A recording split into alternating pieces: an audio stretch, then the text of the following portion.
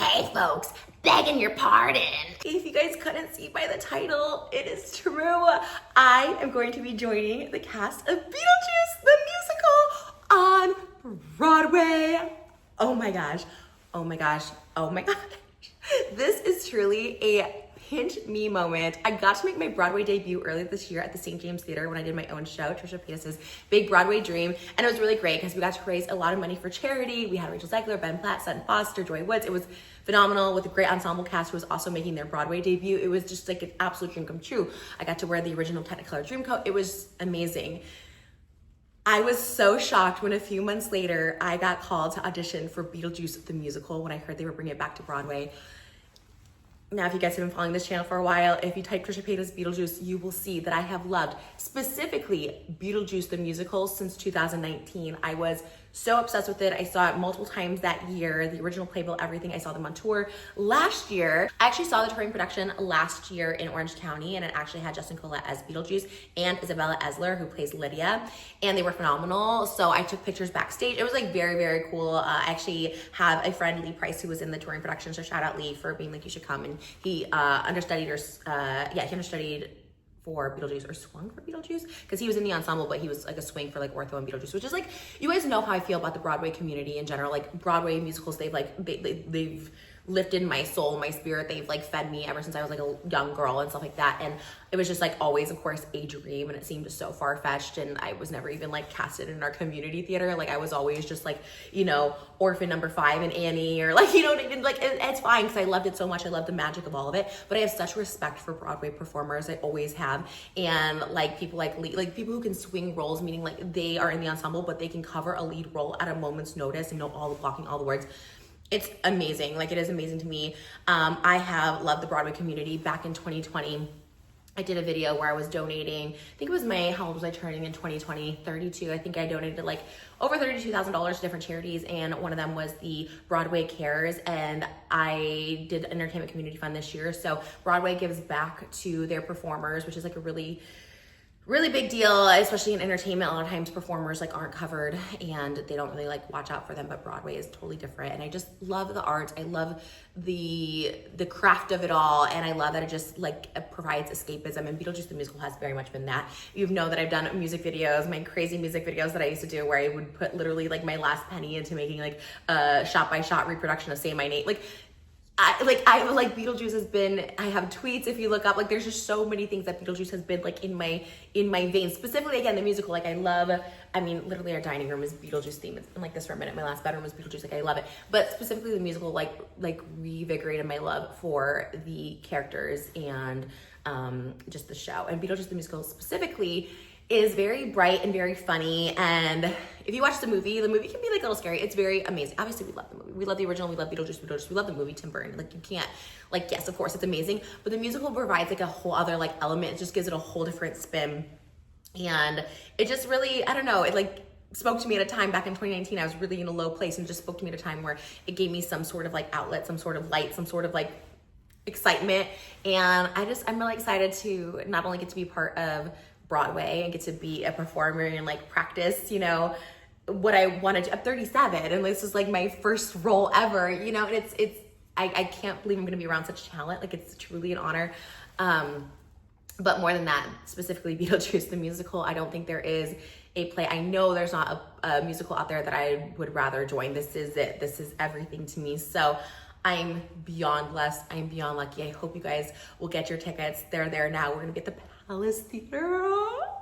If you would have told young Trish, even 20-year-old Trish, if you would have told anybody at my community theater when I was a kid that like I would be on Broadway one day, twice in 1 year, like, it's amazing. I don't know, call it manifestation, visualization. I want to thank you guys too. Like, I definitely like saw it for myself, wanted it for myself, but without you guys, like, this would not be possible. And I appreciate you guys so much for the support on my Eras of Trish tour. I did a whole Beetlejuice section, and it's just very cool that I get to be a part of it and get to truly play, because at the end of the day, that's what drove me into musicals, is wanting to be on stage, wanting to be a part of it, and now I am. So I will be playing Maxine Dean for 3 weeks only at the Palace Theater in New York City, starting November 4th. So get your tickets. I believe my final performance is November 23rd, if that's a Sunday. So get your tickets, and Come see me on Broadway. So hi, we're having popcorn and nachos in the car. Usually I get my popcorn a couple hours after me and my husband will go get like nachos at our favorite like taco spot. But today we didn't, because we did the podcast and we had some mozzarella sticks on that pot. I just love a little, podcast days are like celebrations to me. I just feel like I need a little snack, a little like, you know, I don't know. It just really, it's an event. The podcast is an event. My other days, yes, I'll go on my walks, I'll do Pilates, I'll do my grapefruit, my eggs, like sensible lunch, like, but on days of podcast, it's truly celebration. It's truly content. It's truly just like wanting to eat something delicious. So life is all about balance. So I got that. I also got nachos and cheese. And I'm really excited for this combo, actually. Really, really excited. One of my favorite brand deals I ever got, one of my first really big brand deals, which was just last year, was a DoorDash campaign for on New Year's Eve. It was like a DoorDash by Lyft. And I was so excited because I truly love DoorDash. I DoorDash my popcorn because AMC is only on DoorDash. I think Cheesecake Factory is only on DoorDash. Like DoorDash has like the exclusivity on a lot of these like restaurants that aren't maybe on Postmates. And I do use both, but I do lean towards DoorDash and not sponsored by DoorDash. But I'm just saying it's like super authentic because I just love it. I also love that you could double dash. So like the same person who picked up the popcorn also picked up the nachos and cheese, which isn't like a huge deal to have like 2 dashers arrive. Maybe it could be like embarrassing on your part. No, it's not, because what if I had 10 people there, or what if it's all for me? It doesn't matter. But I just like it because it all comes at once. I don't know, but maybe like some people don't like that because then it's like, you know, maybe food gets cold. This kind of food doesn't matter if it's like cold. It doesn't really get cold. And then I also got Taco Bell had this on their menu that was really good. It's this no, that's fine. I mean, like, there's no Reese's. It's fine. They have this, like, purple drink. Ooh, that's pretty good. It's, like, Baja Midnight. Okay. I'm going to eat some popcorn, and then I'm going to talk about something so emotional. Like, I think I probably already did an intro for this. I probably put on this one. I don't know. I haven't quite decided yet. So, I guess I can just talk. I mean, a lot of people don't like when I, like, eat and talk, so that's why I like to eat the popcorn first, so I can just kind of get my munch on, and then we can talk about what the topic is. But I'm assuming I'm titling this video I'm going to Broadway or something like that, so we can just talk about it, and you can fast forward 10 minutes if you don't like the eating part. I can give you a recap of what we talked about if we talked about anything. I'll try and save the good stuff for when I'm done eating the popcorn. For those of you who do not like chewing sounds, just go ahead and skip 10 minutes. This is my unwind. This is my 30 minutes of me time on a work day. I work from home, and so this feels like if I were to drive home for 30 minutes and like just be with my thoughts. That's kind of what this is. A debrief of the week, if you will, with you guys.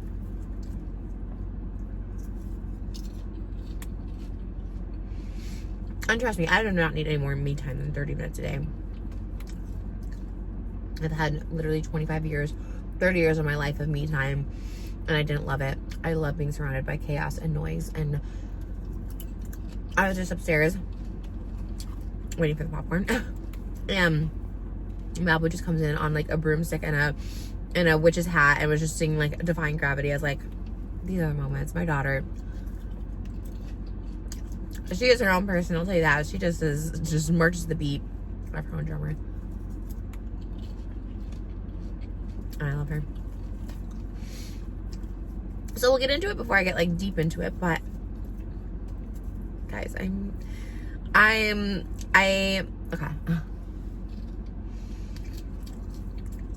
got called to audition for Beetlejuice on Broadway about a week after the Eras of Trish tour ended. I was still pregnant when I auditioned. I auditioned via Zoom right away with so many of like the casting, producers, all the above of Beetlejuice, all the creatives, and I was intimidated. I was reading with a professional reader for like the first time ever. Like I never did auditions. I came to LA when I was 18. I wanted to be an actress, but I didn't get auditions. I was like a background on Modern Family and like, okay, the Eminem video, but I never had to do auditions where I like had sides and like read maybe once or twice, and I didn't know you were supposed to have them memorized. Not that you have to have them memorized, but it's good to have them memorized so you can just act and not have to read. I just have never done auditions like that. And so I was, especially for Broadway, like I've seen like Legally Blonde, the musical, The Search for Elle, and I've seen Smash, and what, like, how high stakes Broadway auditions are, how intimidating it can be, you know. Like I weirdly get nervous. I crack under pressure sometimes. Now if I do self tapes and it's just me taping and filming, I don't get as nervous because I'm just doing it myself, but I'm doing a read not only with a professional reader, but obviously the creatives at Beetlejuice. And like, this is my like big opportunity. I do go into it very humbly, and I mean that so sincerely. Like, I'm like, Trish, you are getting the shot to audition. Like, this is huge. Like, when would you have ever gotten the chance to audition? But I also wasn't trying to be too hard on myself. I did get nervous. Like, I always would get nervous for auditions. Like, I always do. My voice will always crack. Like, I always do. But I was really just going in being like, it's a long shot. Be happy you're in that room. Obviously, they're very busy, so it's also a very short call. And there's no immediate feedback. It's not like, oh my gosh, amazing. Oh my gosh, you're great. You know, it was much like, thank you. So in my head, you know, I actually, fun fact, I actually was going to do the interview for the Megan press trip of that day. So I'm actually in the Megan wig on my self-tape. But I have a purple dress on because most of the characters in Beetlejuice wear a purple dress. My character that I'm playing, Maxine Dean, wears a purple dress. There's variations of her purple dress. Different actresses have played her.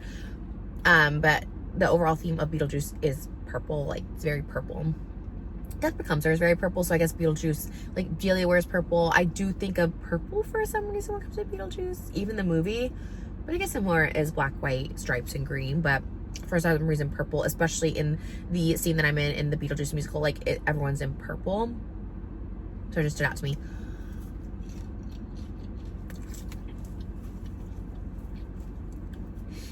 But I was pregnant. I didn't hear back. And I kind of just, like, really, truly, it wasn't even just like, I'm not gonna think about it and, like, it'll come back to me. Like, truly, I was like, I don't know. Broadway is the big leagues. Broadway is just the cream of the crop talent. And I was just like, that's such a long shot. Regardless of, like I'm very lucky I have supportive people, right? I just finished a really successful tour because of you guys.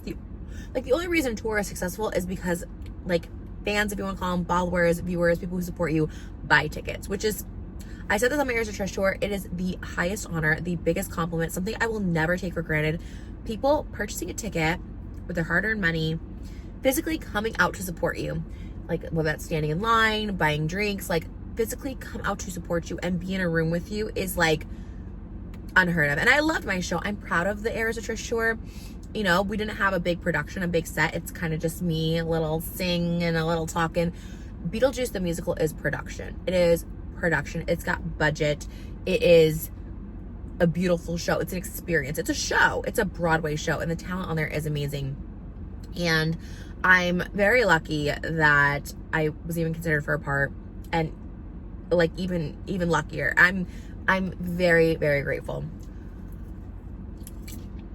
And I'm grateful that you guys support. It's a cool, it's just a cool moment. Like, I love Broadway my whole life. And to be a part of it, to be in it. My show earlier this year, I had a one night only show called Trish Paytas' Big Broadway Dream. Like, that was amazing. I got to sing with Stunt Foster, Ben Platt, Joy Wood, and Rachel Zegler. Like, that's... What? Like, what? But now to get to go back a second time in the same year, and my favorite musical of all time.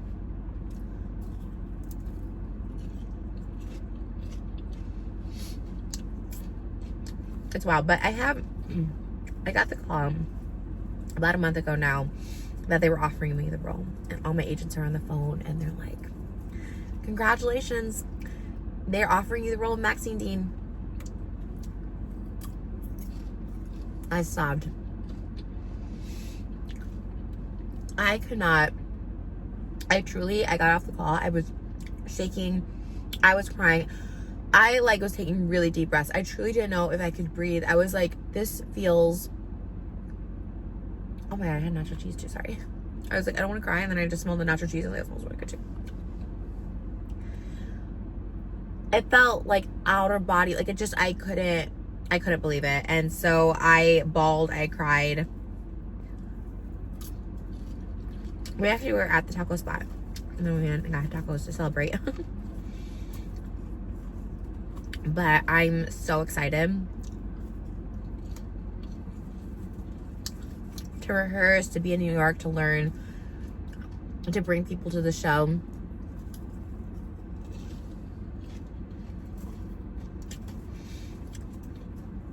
Even when I went to go see it in 2019 on Broadway, I remember running into so many people who watched my videos there. And I felt like such a community because we were all there because we like loved Beetlejuice so much and loved Broadway.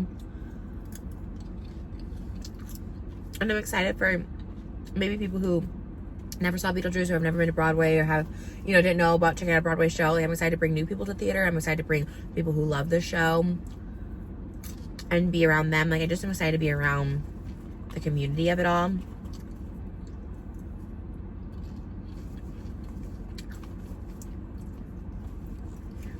It's like surreal.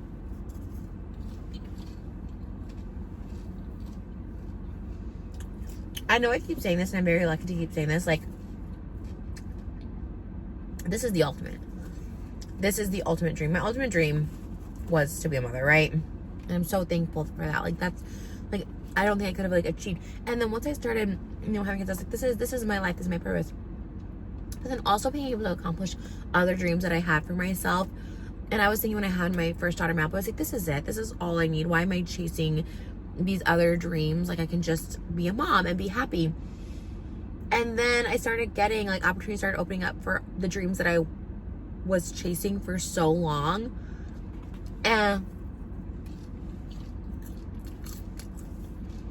the only thing I can think of is I did put a lot of work into myself.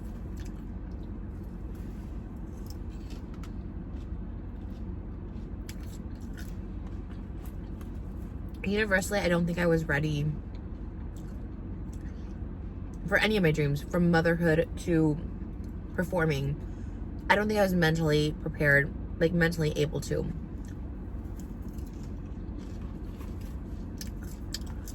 They always say timing is everything.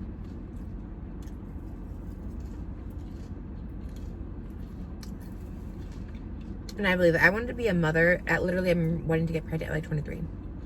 I was truly ready in my head. But looking back, I was like, no, I would never have been ready for it.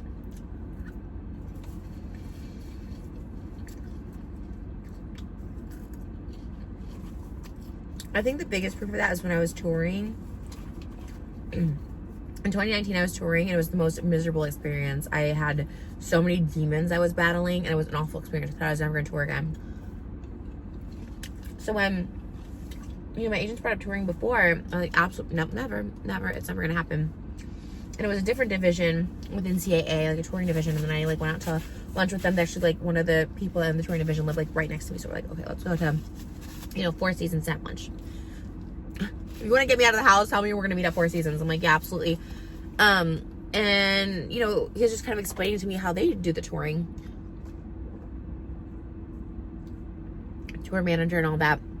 And it's like, okay, I didn't have any of that when I was touring. And they have someone that handles like meet and greets to keep it all structured and stuff. And I was like, oh my gosh, like, all of it.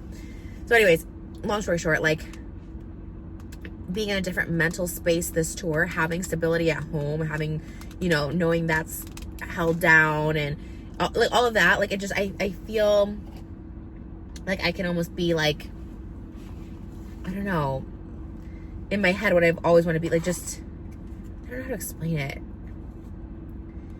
I can finally just like let go and like be myself because I have like stability, and it's like something I never really had in my life before.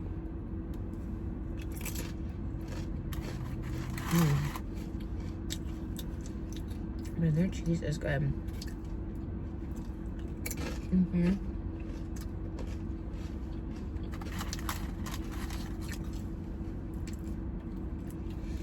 Wow.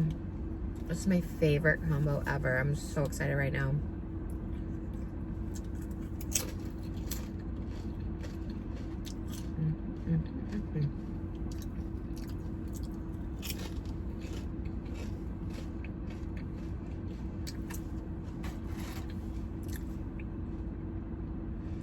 I love YouTube. I love podcasting. I love all of it.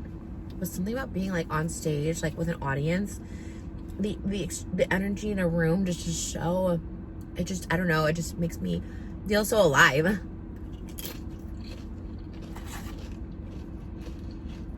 I love being an audience member. I love going to shows. We saw Beetlejuice, the touring production last year in Orange County. One of the cast members, Lee, is this really talented young man. He was like, you know, we'll be in Orange County if you want to come to the show. And he like brought me backstage. I got to see all the sets, all the props. It was just like, oh my, it was so magical. I got to meet the cast, the Lydia and the Beetlejuice, Jessica Collette and Isabella Esler were in that production. So I've already seen them on stage and they were phenomenal.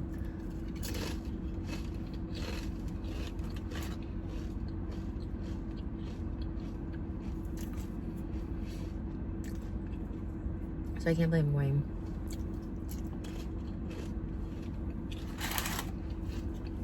Oh my god, this is so good.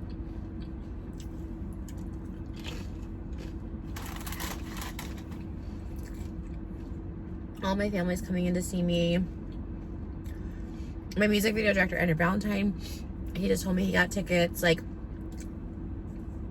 he did my Beetlejuice music videos.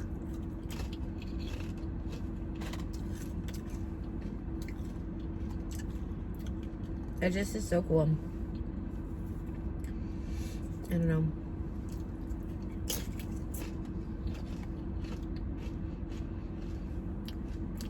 I talk about this a lot, but I don't know. I feel like I should just keep talking about it because it's just like something that I always have to remind myself. Is like, you know, I was so scared of turning 30. I'm 37 now. I cannot wait to turn 40. Cannot wait to turn 50. The older you get, the less you care about the small stuff in life. The more you value experiences, the more you value the people around you, the more you value yourself.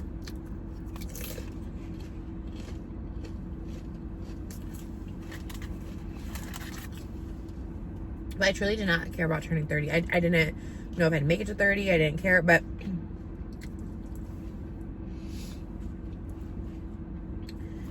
like there is, you know, especially in like Hollywood, there's so many like, well, you know, once you're past 25, you're washed up. Once you're past 30, you're never going to get an agent. You're not going to get discovered.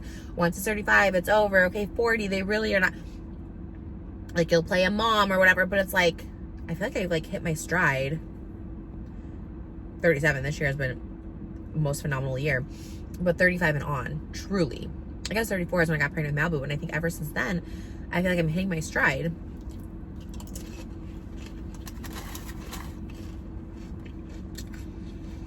I do owe a lot of it to my kids.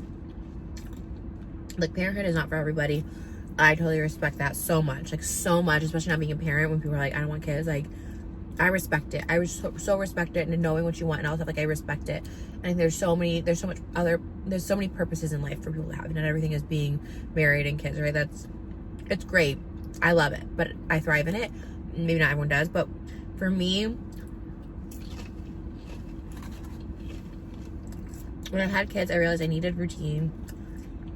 I needed stability. And realizing I thrive in routine, which I never had. I was just always just like doing stuff for random hours, random the day. Like, helped me so much. Has taught me so much about myself, you know? It's just gonna be so crazy. Like, opening night's gonna be so crazy. I'm so happy this time that I can, like, if I, you know, when I did Broadway before I got really sick this year, I had really bad cold. And I couldn't kick it because I couldn't take any medicines because I was pregnant. So I'm so happy now that I can take, like, because it's gonna be cold there, so I was like, if I take any vitamins, even like airborne, you can't take when you're pregnant. So I'm so happy to be back in New York and like feeling good and ready. I had such a good experience with my show.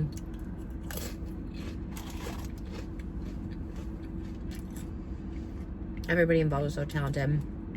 I have to get a huge shout out to Kobe Cassell, who made the article on April 1st, 2024. It was a April Fool's like joke article about me being casted as Roxy Hart in Chicago. He really manifested my own Broadway show. He became a producer of it, and now Beetlejuice. So, and as much as I would love to play Roxy in Chicago or Audrey in Little Shop, like those are the roles that a lot of like maybe like non-traditional Broadway actors will go into. I'm like so happy that Beetlejuice is like my debut in like a production, like a Broadway production. That's just not my one night only show. I would love to do my one night only Broadway show again for charity. It was so much fun. But it's so cool that it's Beetlejuice. Beetlejuice! Oh, I shouldn't say it. Not 3 times. Oh. Let me know in the comments below your craziest manifestation. Write it out. I truly believe I manifest by writing things down, visualizing and writing things down. Write it down. I do love to manifest, obviously, good health, a long life for me and my family, spiritual, physical protection, all that. But I think like just something so for you. What is something? And you can put good health. You can put 10 things in the comments if you want. But I also want to put something that's so just for you. You know?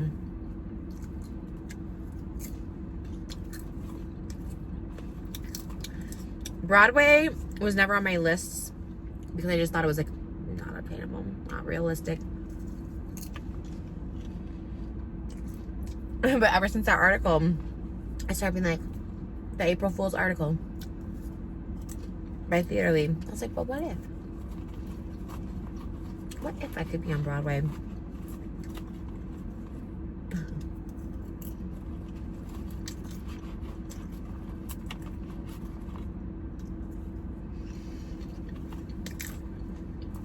Dream big.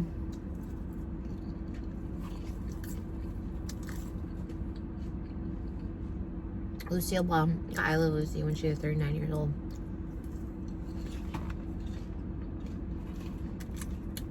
Wendy Williams was on radio for a long time, but got her talk show when she was like in her 40s.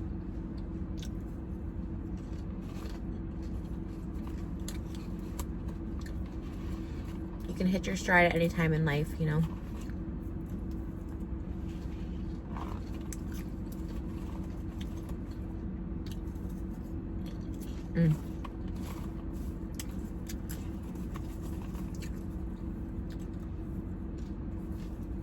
This was good. These new buckets.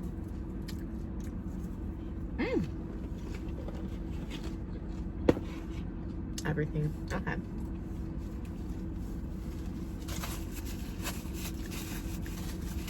Okay. Let me just dip. I'll collect myself for a minute.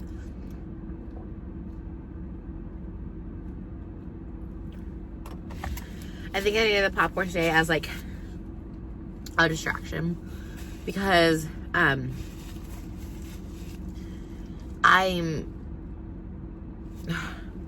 there. It's like drying my eyes out.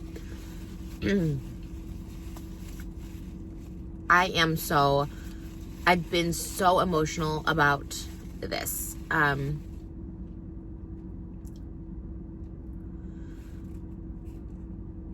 I feel overwhelmed with gratitude. I feel overwhelmed with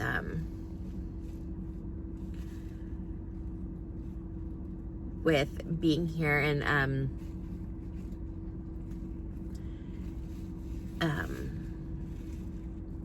2019 I talked about earlier. It was a low for me. Excuse me. The lowest of the lows.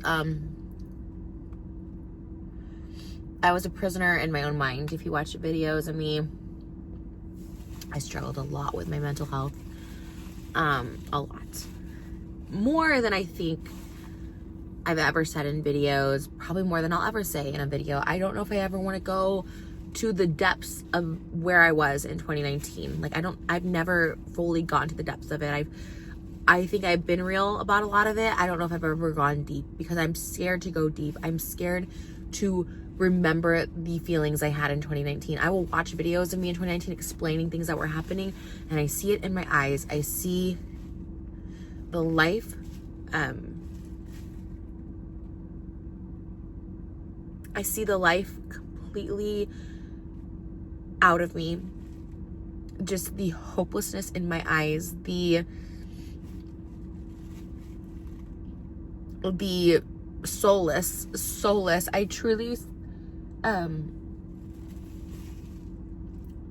truly felt soulless. I felt I had given up. I had given up in 2019.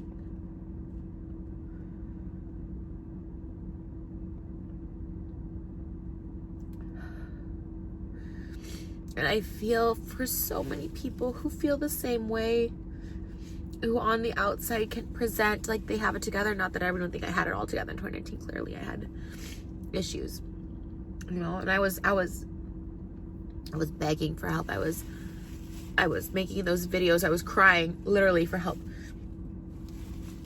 And you know, I don't know if no one knew how to help me, thought to give me my space. Maybe they thought it was part of my YouTube shtick or whatever.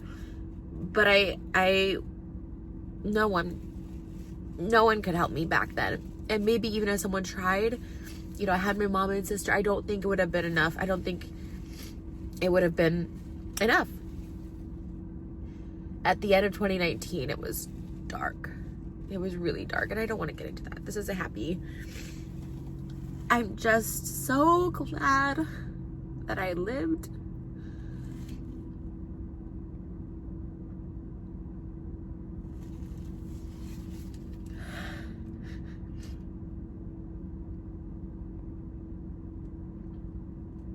To get to see my daughters, my son, and to get to live out like these dreams I had as a little girl, as a little kid. I know that sounds like superficial or like dumb or something, but like little kids, I have 3 kids under 3. They are so pure at heart. As I mentioned earlier, Malibu was just riding around on a broomstick with her alphabet hat on. And I'm just like, God, I hope she never loses that like spark. And somewhere along the way, we all lose ourselves a little bit. We all are a little scared to be our true selves, right? I remember wearing a witch hat and getting made fun of like in school because like I was making my own spells and notebooks and stuff, and people thought it was like silly and ridiculous. And I used to just like convince myself, yeah, that is silly and ridiculous. But then see her, she's doing it in a different way. She watches Defying Gravity all the time. And you know, just seeing her just like be just so happy and free, just being herself. I know I can't shelter her forever and I can't be in a bubble forever, but I just think back to like when I was a kid and I would go see shows, whether it was Broadway or like regional theater. I only saw a couple Broadway shows as a kid, but which is a big privilege. But you know, community theater, regional theater, all that stuff. Even like our community theater would put on Joseph like every year. Or watching Joseph, the VHS with Johnny Osmond. I just wanted to be those kids running up to Johnny Osmond and singing la la la la. Like it just felt like there's a scene in Close Every Door where the kids come out of the audience and go into the show. I just wanted to do that so bad so I could just have this like escape from my life. And I just I'm just happy that I get to live to see like my like dreams come true. And I know, again, that sounds so silly at 37. Like I'm a mom and like I, you know, like I like, but like, you know, that little girl still matters, you know, as of all our inner kids. Those are all of our inner kids deserve to live a life like free of judgment. And judgment sometimes we judge ourselves so much. I know I judge myself so much, from everything from my weight to my looks, to what I've done as career choices in the past, stupid videos I've made, like we're really hard on ourselves, and we lose, the world jades us along the way, and we lose like this innocence and this fun. And life, like making it out the other side of this torment in my mind, this like living hell that I thought life was, like I don't know the meaning of life. I don't know the meaning. I know it goes short. When you go down that spiral of like, oh my God, we're only here for a short time. When you think of all the time that the world's been here and stuff. I went on a little tangent. I apologize. I have a point, I promise. I do think we're here for such, to quote Beetlejuice the Musical, a quick trip round the rodeo. So before they lower the curtains, be certain to enjoy the show. That's what I know. Like, we're here for a short time, but like life, making it out the other end of just the depths of mental health hell.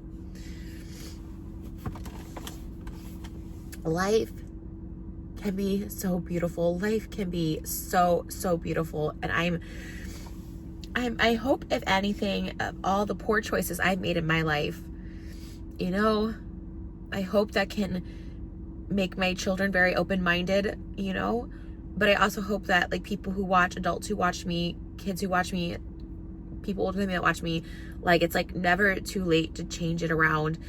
And how did I get out of the 2019 depths of hell of my own mental illness? Lots of therapy, help, reaching out, asking for help.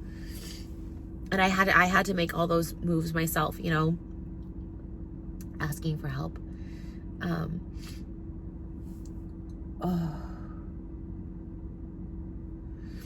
And not to be too cheesy or corny here, and I promise I'm gonna like wrap this up. Like I did,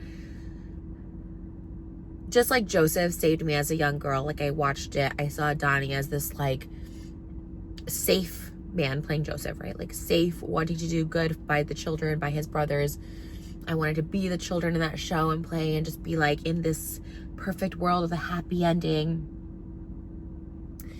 Beetlejuice the Musical, truly. There's tweets, look it up. There's tweets of me in 2019 being like at 32 or however old I was, 31.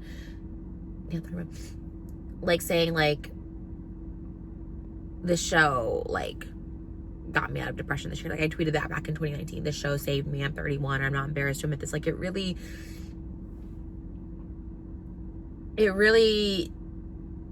takes you through so much feeling and emotion, and there's so much good like themes underneath it. And I saw it in October of 2019, which is a really, really tough month for me. And we had gone to New York. I went with my mom and sister, and yeah, we saw Beetlejuice the Musical. And I think it was the first time I laughed or smiled or felt anything that year. I really thought I was like lifeless. Like I really thought I was just like going through the motions and just not here. And it was like the first time I've like felt something. I think I cried.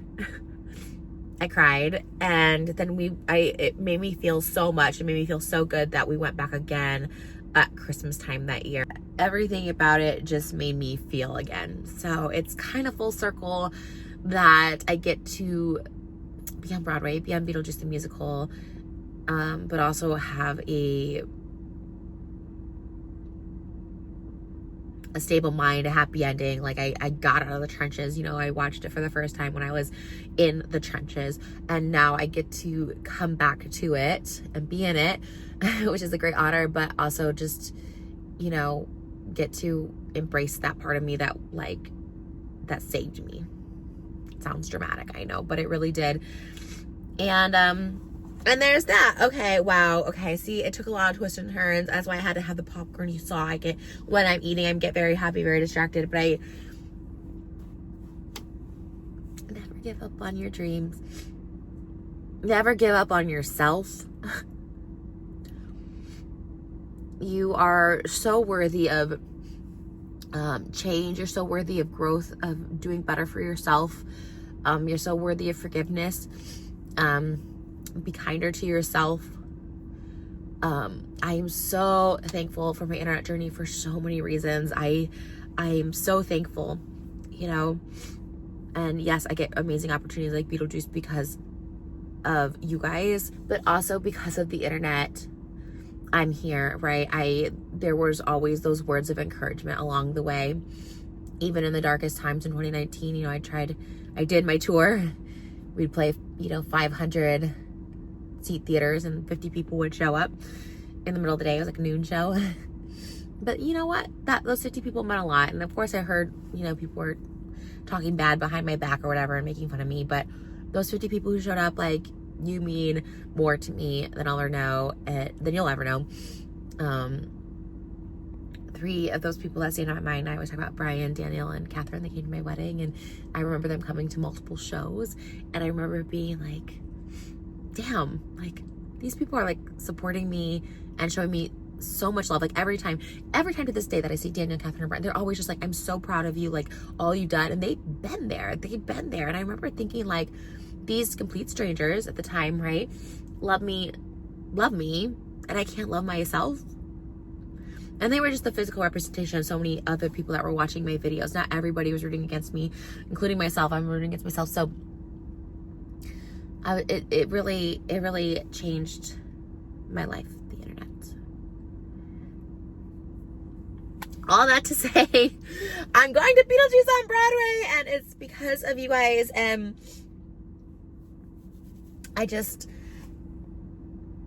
Like I said, I'm proud to be a person who's come from like a wild past, and we made it out of the happy ending.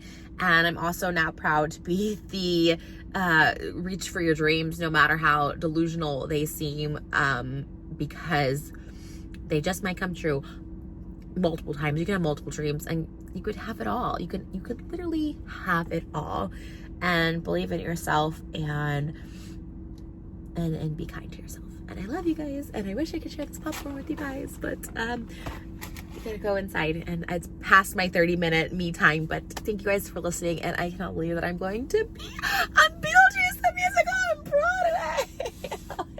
Can I get a Tony? No, I can't get a Tony. I didn't originate the role, but maybe next time. Maybe they do Beetlejuice the Musical. I don't know, but like, yeah, okay. I'll see you guys in New York.